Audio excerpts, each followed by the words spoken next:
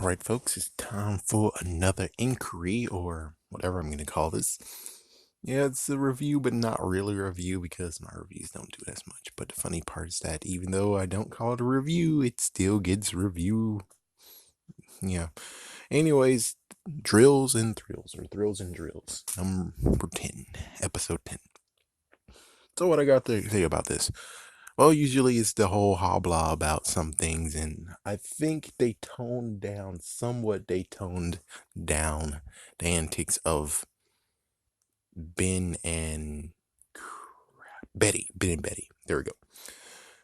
So I missed like it's like it was on Saturday, and then all of a sudden my freaking electricity just went off and then went back on, and it's like, oh great, I have to wait for it to boot up, and it took like and it took like 3 minutes, so I missed the first 3 minutes of the episode, and then luckily today or on Sunday, I'm able to actually watch it and see the first 3 minutes I missed, which I'm like, oh. So first thing to talk about is, hey, did you hear that riff that they had during the gym? It's like, did you hear that? It's like, oh, somebody was trying to revamp the Mighty Morphin Power Rangers battle, not really battle, was like the intro of it. Yeah, but they were like, yeah, but we're not gonna go way deep into it because previously we had that all the time. So the riff is good, but it's like, yeah, but we can't go any further because if we go any further, oh frick, here we go again. So it was cool that they actually have that riff, and it was actually nice. It was a little bit nice, and it was fine. It wasn't like an interrupting cow. But I will have to say one thing that I was kind of being like, oh, Ben and Betty didn't do any of their antics in the very beginning of the episode. It's like, nope, you just missed it. Anyways, besides that, so let's see. Yeah, so I missed the antics part of it, but it wasn't too bad. It wasn't too over the top. That's the good news, is that you can notice that this episode, Cat Lady and Owlboy had someone in the writing room with them. And if they have someone with them, they're able to actually tone them down. But of course, the sad part is that it seems that when it comes to toning down the antics of the comedic duo or whatever, it seems that you need to have someone in the freaking room with them. They need to be monitored. They need to have an adult with them. Because if they don't have an adult with them, they're going to go crazy over the top. And it's like, why is this in the episode? Why exactly do we need to have antics in the first bit of the freaking show? What's up with that? But besides me saying that, I would have to actually talk about the storyline, which the storyline does hit home the fact of Ravi has an issue with a tooth. He's having a toothache and it's hindering him when it comes to battle. You would figure that since he's actually by the book on everything, you would have to actually say that no, you have to go, because I'm pretty sure when it comes to the rule book, if you have an ailment that actually affects your work and protection, you're gonna have to get that looked at. Yeah, I'm pretty sure it's like out of all of them, it's like, it is kind of messed up that you choose Ravi considering he's by the book. Considering he's by the book, it's like it really has to be a bad experience for him to do that. But you would figure since his mom is the commander as well, he would most likely be extremely forced to go take a toothache. Extremely forced. Now, that's where that fight. It's like he's holding and he's not able to do anything. It's like, get your blaster out. Why in the world did he get his blaster out and fire at him? It's like, it's like, yeah, that's what I would do. It's like if I'm one armed, one handed, I'm getting a blaster and I'm firing. It's kind of cool. Like Japanime, I'm actually watching the episode while doing this. And watching right now, we're on the scene of where they're in with Betty. Ben and Betty is with Ravi in the dentist appointment, and you see the other room where you have that big drill, which again, it hits home. I had 10 cavities. Seriously, I had 10 cavities. Hearing a drill, ooh, man, hearing a drill just bring back horrible moments of being like, I remember the vibration and everything. And it's funny that this one wasn't too bad. It's like this one makes perfect sense. It's like this one's good. This one was actually a good comedic moment. This was fine. They did good on this one. This one was perfectly fine. Oh yeah, I forgot about the whole evil bad guy stuff, which that was actually interesting too. The evil bad guys, they decide the evil bad guys. They decide to actually get data chips and actually scan all their beast powers, which the first one is of course going for Ravi. And then they were gonna have some tricky parts of trying to get the Red Rangers and the Yellow Rangers. We'll see how that plays out, but it is kind of an interesting concept. And of course, jumping to the end, it's like, oh, well, I'll get to choose which one of you gets what. And it's like, so are you going to combine the powers and put it into one person? Or are you going to do what I think, which is you're going to give Blaze the Red Ranger's powers, you're going to give Roxy's the Yellow Ranger's powers, and the Blue Ranger, you get it? I think that's how it goes, is maybe you get it, or maybe Blaze gets to have two, or something like that. Not sure. Oh, let's talk about what's going on with the gym. So at the gym, it's kind of crazy that you have Steel there and he's in robot form and no one's really caring. He's like, yeah, no one's really caring. It's like, yeah, what's the deal with the robot here? Well, he's not robot, he's half awesome and half human. But even so, man, I'm just saying, I still would have liked him to cloak him, you know? It's like it wouldn't do anything bad. It's like it would be cool where you have the suit actor be in his actual regular form, you know, the suit actor's human form, and he would basically have his voice dub over, which would be a little bit funny, even though I know that's kind of like, ugh, but still, it would be kind of cool to do that. And of course, you have facing your fears. You have Ravi dealing with his toothache issues because of memories. And then you have Nate dealing with his arachnophobia. How convenient. It's like, how convenient it is that they have to go to a underground to find drill because they went underground. So you have red and yellow. Yeah, you have Roxy, my goodness. You have Devin and Zoe looking for the Robotron, while these guys are trying to look for Drilltron. So, yeah. One thing that would be actually interesting, but it would be very convoluted and horrible because it will be hard and it'll be a runaway gag. But hey, it would be cool to do a runaway gag. Is the fact of the reason why he calls it mantis and not rhinoceros beetle is that that's what he's afraid of.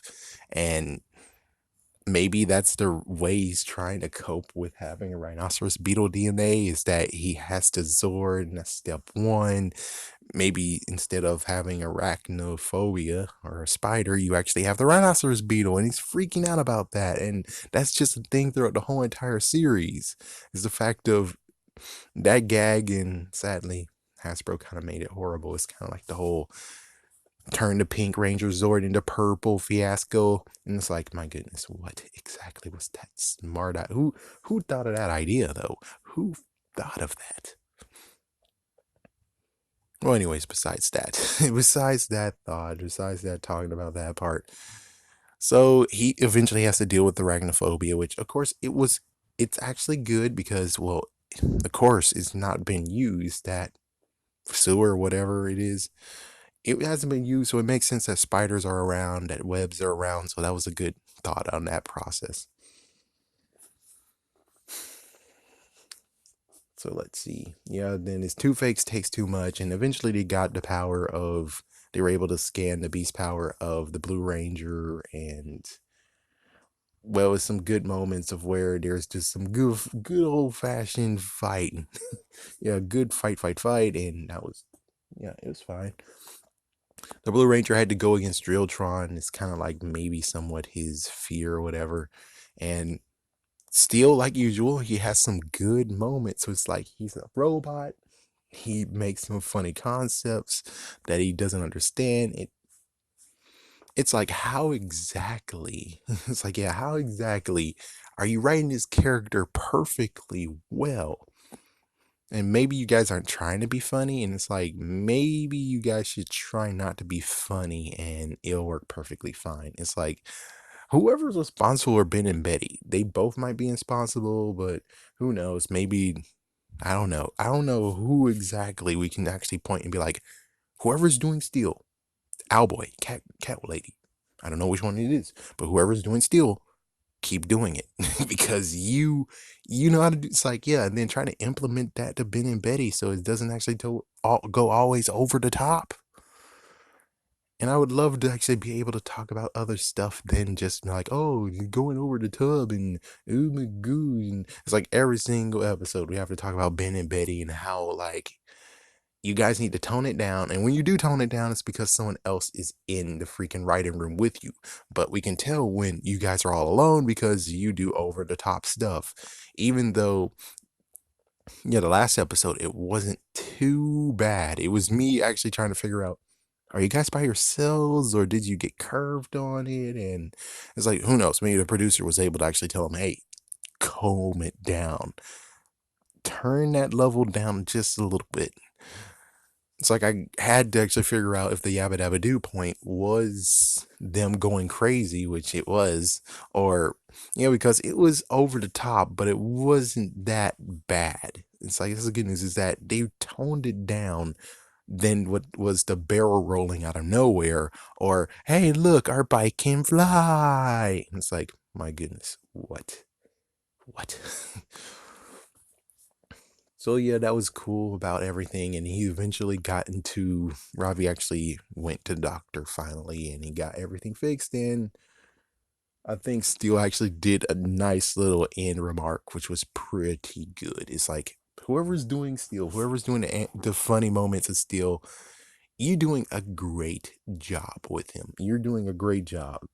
It's just that whoever's doing that job needs to actually implement that to Ben and Betty as well, in some way, case, or form. That's all you got to do. And if you could do that, then Ben and Betty won't be actually a messed up drag where it's like, oh, great. Y'all guys, yet again, are going completely wild and crazy with them. And it's like, why are you doing that? Why couldn't you just easily just let it be a little bit funny and not go over the way top crazy kooky as if you're freaking Jim Carrey? And Jim Carrey gone mad. But still, it was a good episode, and the good news is that it's not as bad as it once was. Of course, oh my gosh, the overtopness of Ninja Steel was really, really bad. And that was when those two had no one to actually be like, hey, you need to tone it down a little bit. It's like, yeah, it was just those two in the writing center. And well, even so, they're like, oh, but it wasn't our fault. It's like, yeah, but we can still detect all that crazy kookiness in this season 2. So you can't really say that was all Saban's on this. You know, because if it was all Saban's, then this is your big moment to be like, okay, we can actually say it's him. All we got to do is just lower it down all the kooky, crazy, silly, what the freak over the top stuff, and just go to nice and it's reasonable. But you didn't do that, so that's too bad. It's like, that's too bad. You could have easily framed him with this season. You could have easily framed him, and you didn't. You somehow were able to do it. Like, for instance, cuckoo for Cocoa Puffs, cuckoo for Cocoa Puffs. It's like, that freaking bird could easily frame someone else for stealing Cocoa Puffs. But him saying cuckoo for Cocoa Puffs, cuckoo for Cocoa Puffs, ah, God. That's the thing, is like, yep, we caught you. We caught you. You know, we know you steal the Cocoa Puffs. We know it was you. But if you were able to just, you know, fight it and just be like, cuckoo for Cocoa Puffs, cuckoo for Cocoa Puffs, you know, just very, very faintly have that, you would have been fine. But still, though, it is a good thing. It is actually a nice episode. It continues on. We're gonna figure out what happens, and of course, you know, sadly, due to the whole Nickelodeon America's an idiot. No offense, but Nickelodeon America's an idiot. There is spoilers everywhere, so you guys already might even know what's in store for them. Yeah, it's like you can easily find out what's in store for them, but just doing it like legally in quotations, you could actually just continue to speculate and be like, I wonder what they're gonna do, which I already figured. I mean, I have a figure out what they're gonna do, but we just have to see.